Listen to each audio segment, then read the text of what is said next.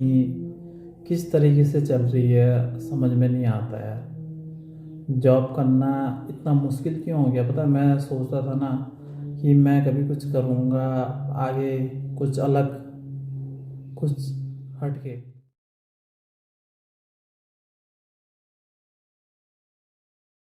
मैं सबके साथ मिलना नहीं चाहता। मैं हमेशा पता है, जो कुछ सोचता था, लेकिन मैं भी तो वही चीज़ सोचता ना जो चीज़ मैं देखता था और जो चीज़ मेरे समझ में आता था, वो मुझे लगता था और कर लेता है।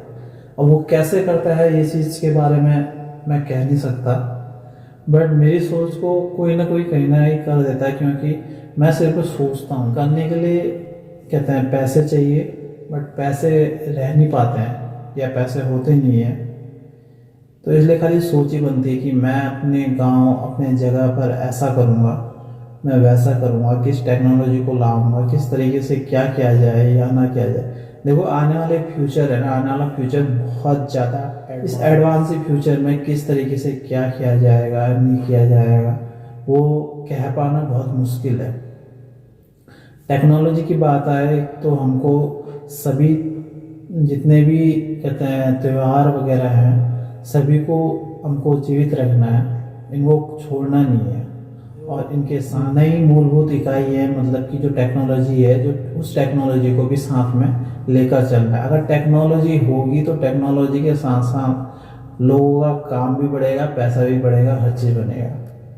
अगर टेक्नोलॉजी नहीं रही तो बहुत कुछ डिस्टर्ब होगा लाइफ में, क्योंकि आने वाला समय दिन पर दिन बढ़ते रहता है। 1 2 3 4 5 आगे को संख्या बढ़ते रहती है, ना कि 5 4 3 2 1 ये सब चलते रहता है। इन सभी चीज़ों के बारे में ना बहुत कुछ सोचा समझा। मैं आपको एक चीज़ बता रहा हूँ कि कहते हैं जब कभी भी ना कहीं मेला होता है या कुछ भी चीज़ होता है ना, कुछ नियम बन जाए और कुछ कहते हैं गाइडलाइंस रहें जिसके थ्रू अगर काम होता है, तो मैं मानता हूँ कि लोगों को ये लगेगा कि वो एडवांस तकनीक है। लेकिन इस एडवांस तकनीक के लिए ना बहुत कुछ करना पड़ेगा। ये खाली बोलने में बहुत आसान लगेगा कि जो कुछ भी मैं बता रहा हूँ ये बोलने के लिए तो बहुत अच्छा है, लेकिन इस टेक्नोलॉजी को फिजिकली कहते हैं ग्राउंड रिपोर्ट पर उतारना बहुत मुश्किल है। बहुत मुश्किल कहने का मतलब ये है कि अगर आपके पास पैसा है, इन्वेस्ट कर सकते हो आप, तो इतना मुश्किल भी नहीं है। अगर इन्वेस्ट नहीं कर सकते हो तो हर चीज़ के बारे में सोचना पड़ेगा। देखो ग्लोबली मार्केट है जो आजकल ऑनलाइन चल रहा है हर चीज़। तो मैं ये सोच रहा था कि जैसे कहीं पर अभी जैसे कल कहते हैं 1 मार्च 2022 को महाशिवरात्रि है। महाशिवरात्रि के मौके पर कई जगह पर मेलों का आयोजन होता है। मेला जिसमें 1000 प्रकार की दुकानें और कहते हैं कुछ झूले, सर्कस वगैरह लगे रहते हैं, जिसमें लोग इंजॉय करते हैं। और कहते हैं कुछ सामान वगैरह लेना हो तो वो लेते हैं। तो इस तरीके के कहते हैं ऐसे बहुत से पर्व हैं, उत्तरायणी और कहते हैं ये शिवरात्रि या दिवाली, इस तरीके के बहुत से पर्व हैं जिनमें मेलों का आयोजन किया जाता है। जगह जगह लोग करते हैं परिसरों में मेलों का आयोजन। उस आयोजन में ना कुछ कहते हैं टेक्नोलॉजी को अगर ऐड कर दिया जाए तो अक्सर भीड़ बहुत ज़्यादा होती है, और भीड़ होने की वजह से हमारा जो कहते हैं सिक्योरिटी फंक्शन इतना मजबूत नहीं रहता है। एक मेले के लिए ज़्यादा से ज़्यादा हम 8 से 10 कहते हैं पुलिस कांस्टेबल को की तैनाती करते हैं। उस कहते हैं उनकी तैनाती के बावजूद भी बहुत कुछ होता है, लेकिन वो सारा उतना बड़ा मेला, अगर बड़े स्तर पर मेला चल रहा है तो उसको कवर नहीं कर सकते हैं। उसको कवर करने के लिए हमको एक सिस्टम बनाना पड़ेगा। सिस्टम के थ्रू अगर हम कुछ कवर करते हैं तो मुझे उम्मीद है कि हमारे देश में या हमारे जगह कल्चर पे बहुत उसका पॉजिटिव रहेगा।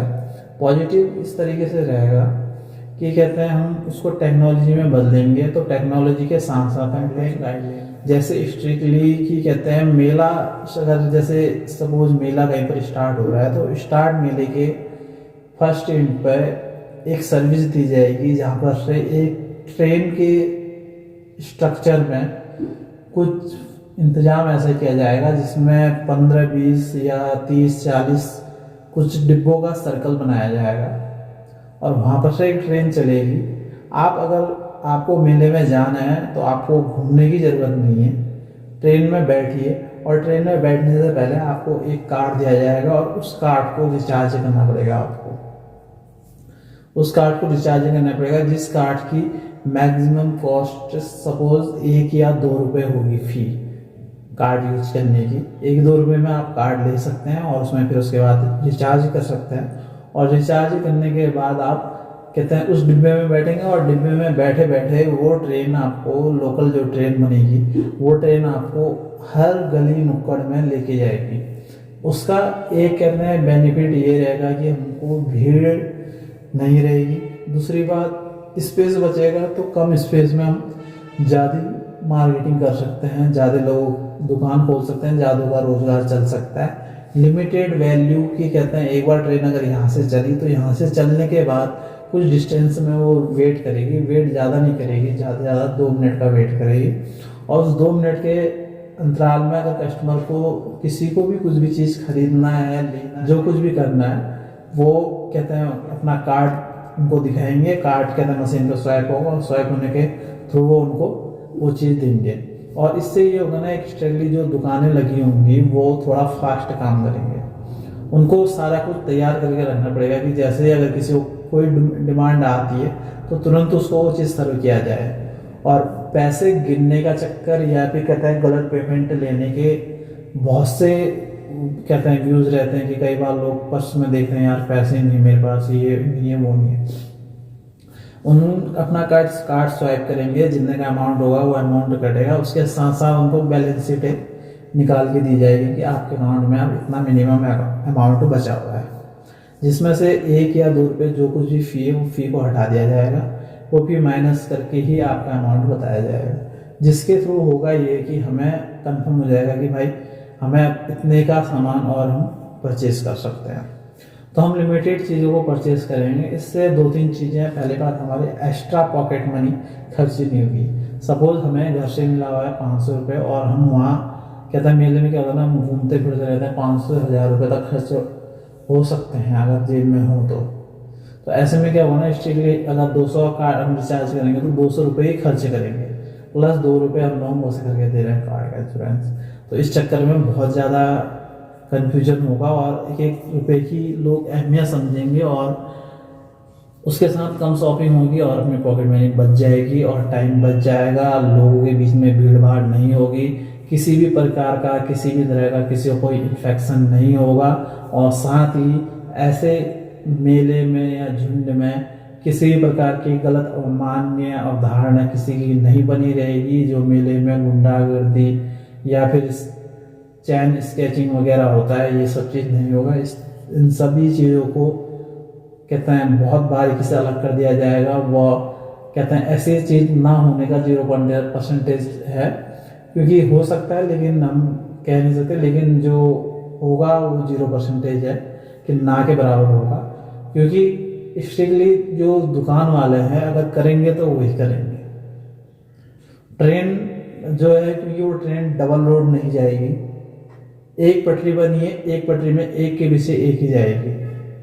सपोज 10 लोग बैठे हुए हैं, एक आगे चोर बैठा हुआ है, पीछे माल वाला इंसान बैठा हुआ है, तो आएगा नहीं, वो अपने वहीं पर बैठे रहेगा। तो अपने वहाँ पर बैठे रहेगा तो पीछे वाले कुछ नहीं कर सकता वो। अब ट्रेन जब घूमेगी तो घूमते हुए ट्रेन कभी वो सर्कल सीधा नहीं बना हुआ कि वहीं पर यू टर्न मारेगी। सर्कल इस तरीके से बनेगा कि आगे से पीछे वाले के कहते हैं डिस्टेंस काफ़ी रहेगा और जो उनके पीछे नेक्स्ट ट्रेन चलेगी वो उसी रूट में चलते रहेगी। जब वो ट्रेन का चक्कर होगा कि कहते हैं कम से कम 2 घंटे के अंदर पूरा मेला राउंड अप करा के उसको वापस अपने जगह पे आना है, जहाँ पर वो कहते हैं सभी पैसेंजर को उतारेगी और उनको अपने कार्ड वहाँ जमा करने हैं। 1, 2 या 2 रुपये जो कुछ भी चार्ज कर सकते हैं वो चार्ज करेंगे और चार्ज करने के बाद वो कार्ड अपने पास रख लेंगे और उसके बकाया आपके कार्ड में जो कुछ भी अमाउंट बचा होगा वो आपको रिफंड करेंगे। इससे बहुत सही होगा कि हमारे पास सामान, हर चीज़, ऑक्यूपेंसी बहुत सेफ्टी या लिमिटेड रहेगा, जिससे हमको ढूंढना नहीं पड़ेगा सामान को। इधर उधर बस लेके अपने पास रख लो और वहाँ पर उतरो, अपने गाड़ी या सर्विस में रखो और चलते बनो।